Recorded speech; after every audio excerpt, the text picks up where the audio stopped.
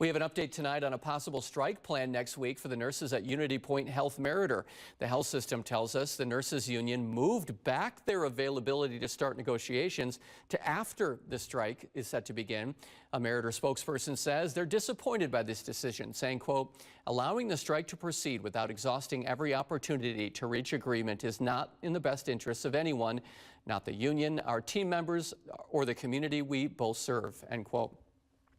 However, we reached out to the union, who told us Meriter has had ample opportunity over the course of several bargaining sessions, saying, quote, the union was clear that management needed to make movement on our core priorities we have been crystal clear about since day one in order to avoid a strike.